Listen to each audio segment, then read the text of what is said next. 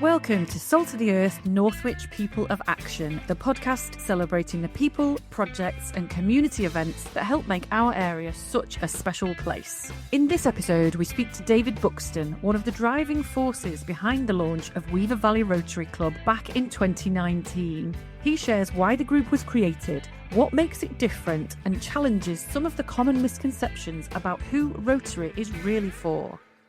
We also meet local Guinness World Record holder Mark Bebbington from new Era Boxing Club, who tells us about the incredible impact that club has on the community and some of the astonishing fundraising challenges that he's taken on for local good causes.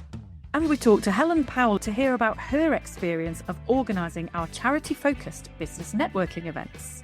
So let's jump straight in. Welcome, David Buxton, the founding partner of the Buxton Partnership Chartered Local Accountant, one of the main instigators behind the creation of Weaver Valley Rotary Group 6-7 years ago. David, can you tell us a little bit about how you first become involved in Rotary and how on earth did you get yourself involved in setting up a new group? Great to be here. Rotary has been a very positive part of my life over many years. I was a member of a local business networking group, and several Rotarians came to visit us with a view to setting up a new Rotary club. They wanted this new club to have more of a business-focused membership and also to drive younger members to Rotary rather than just retired people. So people with their own businesses, self-employed people, people who had great contacts and would be great at pushing Rotary forward within our local community. Fantastic. They saw you as a natural networker, so it made a lot of sense to get you involved. Yeah, they came to our networking group in mid-2019 and we set up a working group, if you like, of people who were interested over late 2019 and very early into 2020. And this working group developed. We learned a bit more about Rotary and the things that are important to Rotary in terms of helping your local community and also having a focus to some extent on international as well in the wider world. Across that time, we built a group of about 20 people who were really interested. The world changed in March 2020 with COVID, and that meant we had to pivot.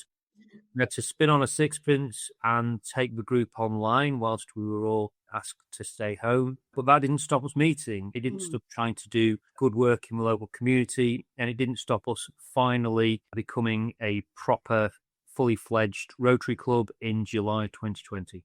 Fantastic. Was there anything in particular about Rotary that drew you? It's no small feat trying to create a new group, finding enough people that want to get involved. What was it that appealed to you that commitment was going to be worth it? The focus on the local community was really important to me. A wise person once told me that your life falls into three parts. You start by learning, you then follow that up by earning, and then it is your job to return. So learn and return. And Rotary really appealed to me as a way of returning good work into our local community and using the skills I'd got through running my own business, contacts, so that we can make this a great area for people to live in. How did you go about finding all these wonderful people that wanted to come along and join the group? It was really personal networking, and those of us who started out, we just reached out to people we thought had a similar ethos and a similar philosophy on wanting to give back. That just built into a larger group of people who, like to meet at the pub for a pint, listen to guest speakers and think about how we could formalise this to make sure that we maximise the benefit we could give to our local community. Was there a different focus in terms of causes to support or activities to be involved with? We're often very keen to get involved in causes and fundraising. We had a member, Mark Bebbington, who runs the local boxing club, New Era Boxing, in Northwich, and he did some amazing fundraising for us, including running the Cheshire Ring, which is the canal towpaths around the Cheshire area, which is about 97 miles. And he ran that in under 24 hours. All the members helped to support him with drinks and clothes stations across the 24 hours. He also did a world record attempt, which he succeeded in within the boxing club for continuous 500 rounds of coaching, padwork, and that helped cardiac risk in the young. We made a really substantial donation to them, which would enable them to put on 2 screening sessions for young adults. How did Mark come around being involved in Rotary? I'd known Mark for many years because I'd trained in New Era, and Rotary just provided a great framework to work within in terms of providing structure, providing a set of standards to aspire to. But we could reach out and help many organisations, whether they were registered charities or not. We hold ourselves to a high standard in choosing those and in the ways we raise money, and it almost became a kite mark of how to do things. What kind of other events or activities or causes have you been involved with over your time at Rotary? Golf days have raised great amounts of money, but it doesn't always have to be about the money. We've had other events, such as after a flood in Northwich, we collected children's books, which we donated to local preschools. And during COVID, there were food banks that were very heavily in use. We wanted to make those more accessible to families, so we donated children's books to them so that when parents were going in to get food, kids could choose a book as well. Just trying to make things a little easier for people. If you can just do something that makes people's days a little easier, then that's not a bad thing. Yeah. Rotary locally has a reputation for organising some of the larger events, which are not generally organised by our group, Weaver Valley. They tend to be organised by the other groups, but we work collaboratively with them. You've been involved with a few of those. Can you tell us a little bit about some of those things you've been involved with? One of the great things about Rotary is that although there are different clubs, we all work together. There is a structure to Rotary, and clubs form part of a district, and that district forms part of the country, or GB&I. In our case, our club is a little bit smaller and doesn't have the manpower to start these kind of events on our own. But we are small but mighty, and we can provide our help and support to the larger Rotary clubs in the area who do put on the events like Firefest, Father Christmas, a Swimathon, the Pina Colada Festival. All these events need helpers. They need people to come along and man the gates to make sure everyone's safe. Over the years, it's been a real privilege to be involved with those. Not only do you make more friends in other Rotary clubs, and we talk about peace and understanding the world over within Rotary, we can have more peace and understanding locally as well by getting to know and help more people. Father Christmas would have been a classic example of that. What's your role normally with some sleigh? I am very proud to play Father Christmas. One of Father Christmas's helpers, obviously on the sleigh, going around the local housing estates and areas. And a great job you do as well. I secretly love it too much. I really do. How you regularly man the gates at Firefest. You're the treasurer for the beer festival. You do at least 5 or 6 of the Santa sleigh routes every year. What does all of that mean to you personally? I get a lot of satisfaction out of volunteering, and Father Christmas, it means different things at different times. It gives you a wonderful feeling when you've got these small children who are very much still believing, and you do a great job, and they're really infused for Christmas and excited. Yeah. Similarly, when we did Father Christmas in the sleigh through COVID, it was really appealing to lots of older people as well, who had perhaps been lonely, who had been stuck in the house and didn't get to see anyone.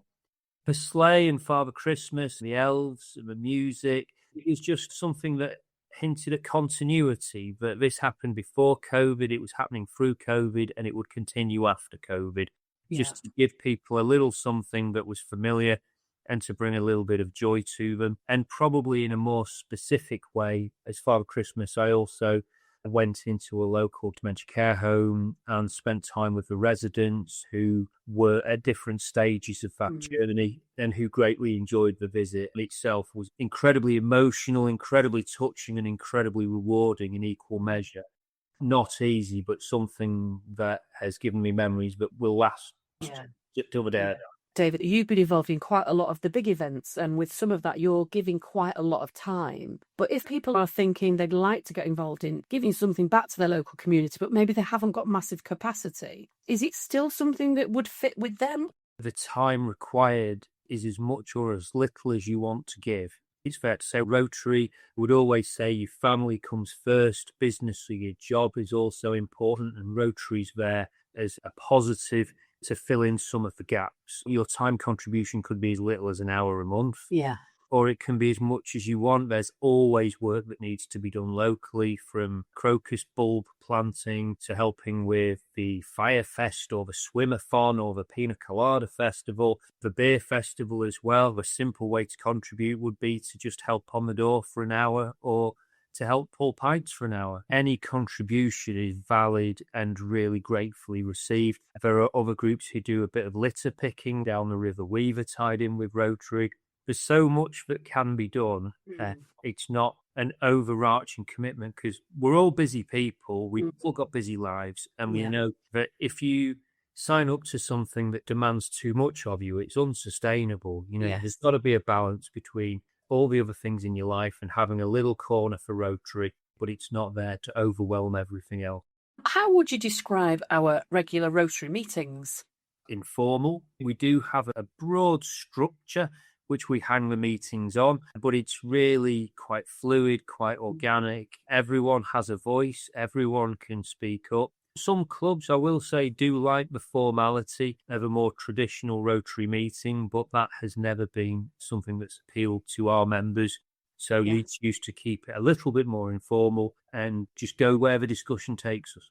Yes. Much as we've said we don't like a lot of rules and we're not overly formal, we do adhere to the general Rotary structure of having 3 roles in our group. So we have a president, we have a secretary, and we have a treasurer. Yeah, the president has a couple of key jobs. One is to almost act as a chairperson, really, and host the regular meetings and to make sure that everyone is in the loop in terms of things that are going on. The president would also make sure that if we have visitors from other Rotary clubs visiting us, that they were well looked after and welcomed wholeheartedly. President is also someone who maintains and builds links with other Rotary clubs. That might be going to the charter night for other Rotary groups, which is effectively the birthday party every year. And that can be a lot of fun because you're dressing up in your black tie and your best frock and going and spending time celebrating another Rotary group's achievements with them. The secretary has quite a lot to do, keeping an eye on all the information that's coming through from Rotary HQ, making sure that we keep in touch with everything that we need to, and to keep an eye on local fundraising opportunities and any correspondence we've received from people who would like funding as well. And then the treasurer, that is a role where you are administering the subscriptions of members, making sure that we maintain a good balance in our club account and also in our fundraising giving account, and making sure those details are noted and shared with the Rotary Club as a whole. Yeah, absolutely. If those roles ever became too onerous, then it would be really unfair to ask people to do them. So we've always tried to manage them down to a point where they're half an hour here and there rather than it taking over your life. Yeah, absolutely. How would you describe Rotary to somebody that had never heard of it? I would describe Rotary as an opportunity to do good in your local community. And it's about leverage. It's about contributing a small amount of time, but making a large difference. We meet in the pub, and we'll all have a drink and sometimes a bit of food. We'll do social events. We'll go for meals and stuff, partners included. And we'll just do different things, and we'll just try and have as much fun as possible doing it. Brilliant. What would you say to somebody thinking, I'd like to get involved, I'd like to do something more with my community, but they're just feeling nervous about coming along? I would say take the leap, come and visit us, come and have an experience, join a meeting. You would be warmly welcomed and we'd be interested in what you've got to say and who you are.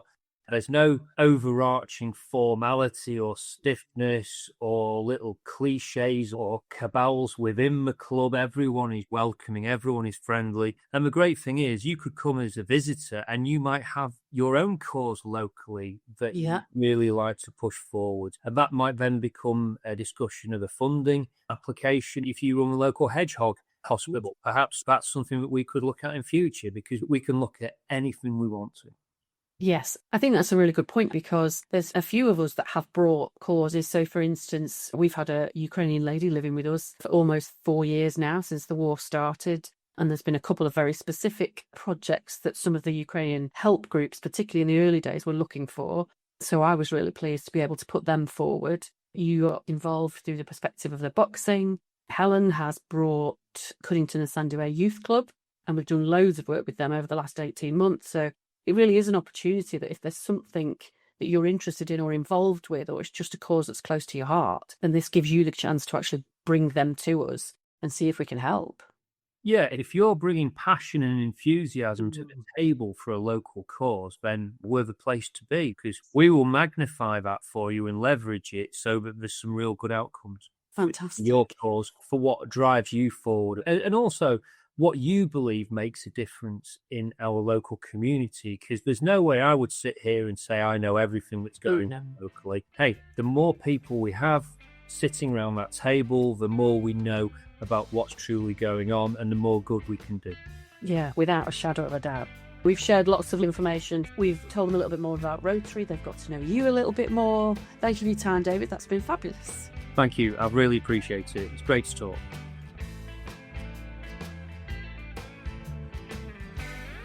My next guest is Mark Bebbington, lead coach for New Era Boxing. Mark's got a really interesting history with Rotary, having been a member, fundraiser and a beneficiary. So Mark, first off, tell us a little bit about you and New Era Boxing. I was a competitor, originally started in Winsford, so that was very local. I then competed Warrington for the Army and Combined Services, and then into Kidsgrove. I was travelling around and found that to train and compete, I had to travel quite far. So I took the dive and opened a club in 2011. Very new, pretty much a well-established rugby and football town, success with Northwich Vics and Witton Albion and many rugby clubs. Since then, it's grown from strength to strength. There's now 3 amateur boxing clubs in the town and many other various martial arts. Initially, if I'm honest, I started it with the intention of generating champions, traveling all over the country, going across Europe maybe, which we have done. We competed across Europe and all over the country, but actually I set it up as a CIC, for those familiar. It is a community interest company, which means it sits between a private business and a charity. It means that there's charitable aims and that any assets are kept within the community. So, for example, there's an asset lock. So any assets don't belong to the club. There's no shareholders and everything stays within. Over the years, I've developed more and more towards community work whilst trying to stay competitive as well. It's all encompassing, if you will. Yeah. Who does the club help? Who are typically the members these days? It's quite diverse. We start from age 5. Initially, it was age 8, and then had some parents say, well, I've got a 7-year-old, and is there any chance I can bring them along? And yeah, you can give it a go. And then initially went down to 7 and 6, and then we capped it at 5. We do support a lot of young people and a lot of young men. We've just gathered some data because we're looking at some potential funding, and we're 19% female. Now, some may consider that quite low. Actually, the national average is 9% for boxing. We're quite pleased with that. We work with Cheshire Autism, with the local authority, Cheshire West, with the Youth Justice Service. The kids in particular, how would you say they benefit from being a member of the club? I've always noticed that it breaks down the local areas and barriers. For example, a lot of friendships are beyond the club. You automatically assume that a couple of members know each other beforehand, but actually the only link between the group of people is the club. That fascinates me. So it's a great connector to lots of people. Parents get involved. We offer opportunity to travel, experience new places. So yeah, it's great. Obviously, we know the benefits. Any physical activity and movement is great for mental health as well. Yeah. There's a lot of stories about boxing really helping kids with behavioural issues. Have you got any evidence or any gut feeling about the difference the club has made in that way? Yeah, a prime example I would say is someone who may be a champion within the boxing and the tournament structures, but it's actually what it takes to get there. The discipline, the training, getting up early. We have, for example, a coach who delivers a Saturday 7 a.m. session.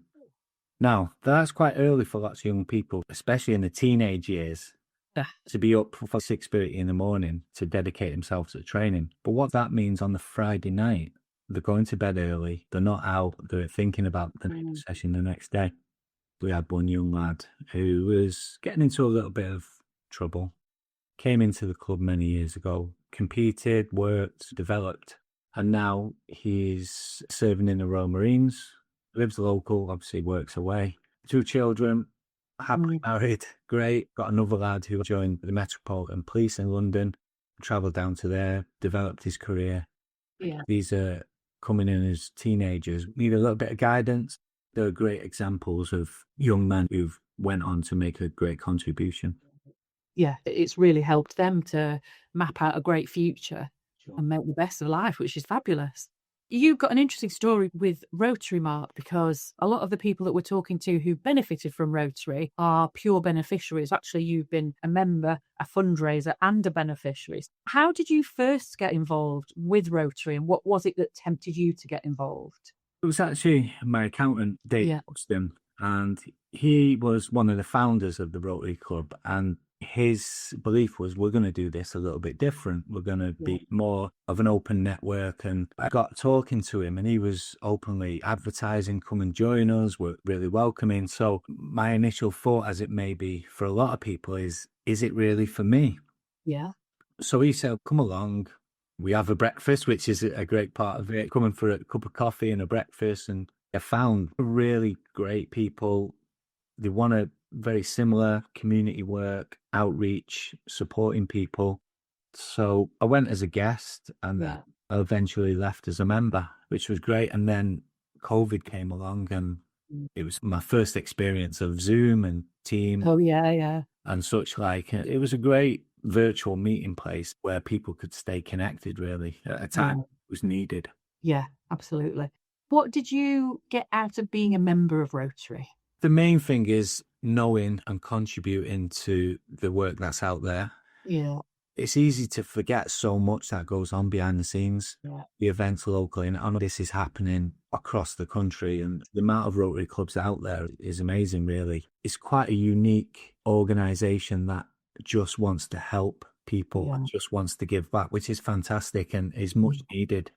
That's right up my street, really. You're a natural supporter, a natural helper, somebody that wants to make their mark on the world and do good. So you've also been involved in lots of fundraising. Can you tell me a little bit about the fundraising events that you've been involved with, connected with Rotary?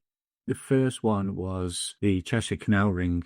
The Cheshire Canal Ring encompasses 7 canals around Cheshire. It's a 100-mile route. I did a race in 2018, the Kennet and Avon Canal Race. For that one, it was 135 miles. It was really my first time. That I'd been running for some time, and as part of boxing, you're always running here, there and everywhere. And I came to the realization that canals are great places to run, mostly flat, easy to navigate and traffic free. So I learned about the Cheshire Canal Ring. That was a 100-mile route, and I thought I'd love to run that.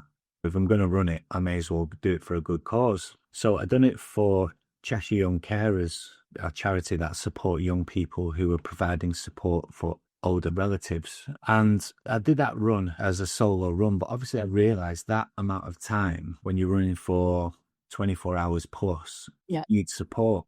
So the Rotary came in, and what they did is they provided checkpoints where I could meet people at a set designated point or get refreshments, drinks, moral support. And obviously they helped with the planning, the risk assessments, the people on the ground, the fundraising effort. So we raised that towards Cheshire Young Carers. That was just short of £5,000.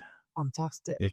And I tend to like endurance challenges, whether that's physical or mental or anything in between. But I wanted to do an event where I included members of the boxing club. So I found basically boxing pads, if I held them and then someone hits the pads for a 3-minute round and 1 minute rest. Guinness World Records has a portal where you can find out all the existing records, or you can apply for a new record. And it was to my surprise that it was a current record, and it was done in 2014. Okay. That made it much easier, because when you are not establishing a new record, you just apply to beat the existing record. So again, how Rotary helped there was the management of the event, because that was quite complex. So with the Guinness World Records, the evidencing of it is quite detailed. So Every round had to be recorded, number of punches counted, 2 independent witnesses had to watch every round. It was no mean feat. The existing record was 360 rounds, which was 24 hours. And for some reason, 361 would have been enough. I did 500 rounds. It was 34 hours continuous. 34 hours. I think the adrenaline kicked in and it was a bit surreal, actually. I went home, walked the dogs, and was just trying to clear my head. At that point, you don't actually know whether you've achieved it. What you have to do is send the evidence off to Guinness World Records. They review it. You put in your witness statements, and then I think it was about 4 months later. They keep waiting then. Yeah, they send you your certificate, which is great. I speak to coaches and say, I would love someone to beat it one day. I don't feel like it's exciting enough. Can you remember what sort of amount that challenge raised for charity? Yeah, that was just short of 8,000. Amazing. What's Rotary done for you and for New Era Boxing in terms of directly helping you and the club? I've received funding, and what we do in the boxing club, we provide equipment always for free. There's no expectation that any young member would need equipment straight away. We try and break that barrier down of if someone can't afford the equipment, that's always there in place. And obviously it goes without saying all the events that I've done. That's been amazing, really. How would you describe the overall impact for you of having been connected with Rotary? It continues. There's people that I'm still connected with now. We mentioned Dave. He supports the Boxing Club. He's a great guy. There's people that I still see now who I connect with and who can reach out to me and I can go to them, which is great. What would you say to somebody who is considering getting involved with Rotary, perhaps they're not sure about it? I would say reach out. It is genuinely an open network full of people who just want to positively contribute. If you're a person who likes to get involved in community engagement, then it is for you. Yeah. Is there additional support that the club is looking for at the moment? All the time. We always need additional support. We are completely voluntary led in terms of our sessions of an evening. We're actually working with the town council. There's a music event in the summer, which we're planning to run some activities alongside as well. We've got the Youth Justice Service sessions going on, Cheshire Autism sessions, and then we're currently expanding to do a family fit session. We're hoping to get that off the ground. If somebody would like to find out more about the club, whether getting involved themselves or bringing their kids or supporting any of your events, what's the best way to get in touch with you or the club, Mark? We've got a website with all the details on. neweraboxing.co.uk? That's it, yeah. We've got a contact us inquiry through the website. We're on all the socials. We're everywhere we can possibly be. And yeah, I think it's very similar in terms of walking through the door of a Rotary club, and boxing is very similar in terms of the first step is going through the door. And actually, it's not quite as scary as people should imagine. That's a really great point. Mark, it's great to hear about what you've done in setting up the club from scratch and how well established it is and all the great work that you've been doing from fundraising and from helping out all your members. Wonderful. Thanks very much for your time, Mark. Thank you.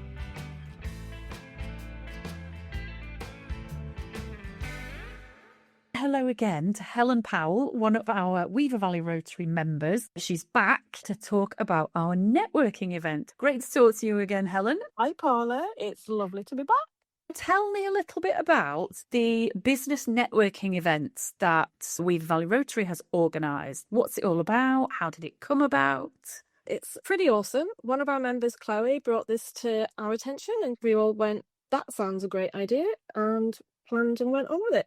It's basically getting a pile of local businesses together, having a chat about things, but also having speakers there from various charities and bringing that whole collection together. That means charities get some exposure, and at the same time the businesses also get a bit of exposure, and we can just meld different talents together, bring different people together into the big melting pot. And often we come away with some amazing possibilities that you just wouldn't have thought you'd put those people together in a room, and that's what happens. Fantastic. Why business networking in particular? Because it doesn't necessarily seem like the most logical activity for a Rotary group to organise. It's a little bit different, isn't it? It's a little bit off the wall. But what's really lovely is that our little group have a lot of business owners, either self-employed or have that entrepreneurial mentality within the group anyway. And Chloe is definitely one of those. Chloe is a fantastic entrepreneur. She brought the idea to the table, but it didn't take much for us all to jump on it and go, that's great, because we all could see the value in it. We've all attended networking events ourselves with our businesses. So it was a natural fit for our group in particular. Great stuff. Did it take a lot of organisation?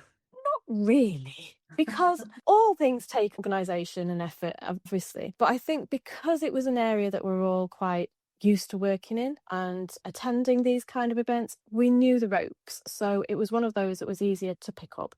And we got great buy-in from all the local businesses that wanted to attend and support as well from those who wanted to host.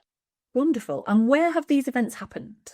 Generally at Wildwood in Northwich. They've been fantastic with supporting us, letting us hold events there, providing us with a few different bits and bobs to make it a welcoming event. We'll often end the event with some pizza, and so everyone can just have a little chat amongst themselves, particularly after any presentations from the different charities and things. It's really great so that then people can have a real networking opportunity at the end without having to rush off or feel like they have to.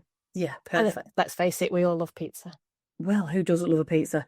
Who benefits from these events? Well, obviously, any of the people from the local businesses attending a network event will benefit from networking, as it says in the title, but also the charities that come. The charities are able to present themselves, explain where they're at and what they need at the moment and what they're after. And then if there's any local businesses that are able to support them, then it can often be a real good natural fit. You can come up with quite a few different opportunities there.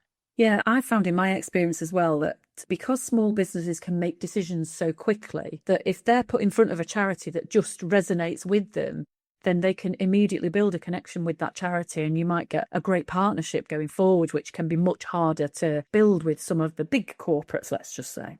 Exactly. Yeah, I think it's the agility, isn't it? It's the fact that we are also agile as young businesses or small businesses. I mean, some are quite new to networking. Some have been networking for years and know how it works and how it all knits together nicely.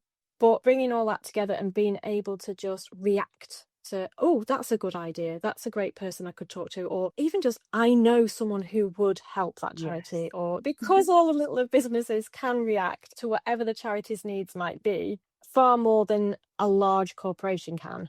It means that there's often a lot more opportunity on the table.